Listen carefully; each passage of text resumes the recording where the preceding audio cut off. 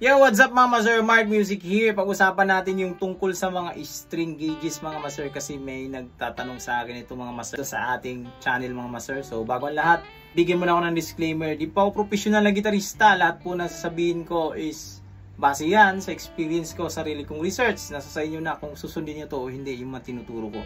Let's go! Marami sa atin mga master, isa na ako, na pag narinig natin yung kilala nating mahusay na mga gitarista, ito yung string nila, gauge 10 pala sila. So gagayahin agad natin gauge 10 tayo.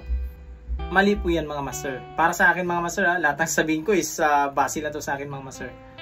Na narinig natin si Slash, yung string niya is gauge 10. Ngayon nagbili rin tayo ng gauge 10. Yan. So meron tayong dalawang factor mga master na titignan. Una mga master is depende yan sa ating gitara, kung kaya niya bang magtaas ng gauge.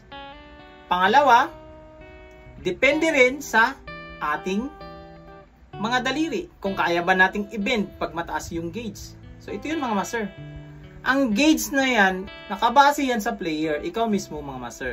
Halimbawa, magbe-bend ka ng string mo tapos medyo matigas, hirap kang i-bend. Ibig sabihin mga master, pag hirap tayo mag-bend, dahil alam natin na narinig natin na si Slash gauge 10 yung gamit, kaya nag-gauge 10 na rin tayo, pero hirap tayo mag-bend.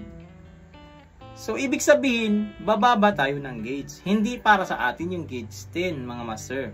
Hindi kaya sa ating mga daliri kasi hirapan tayo mag-bend. At narinig naman natin, uy, si ano pala, si Steve Vai, gauge 9 gamit niya. So nag-gauge 9 naman tayo ngayon. Then, nung nag-gauge 9 na tayo, floppy masyado yung playing natin. Masyadong, yung string malambot pag nag-bend tayo. Hindi natin matansya yung bend natin, sumusobra. Mataas, nagsha-sharp.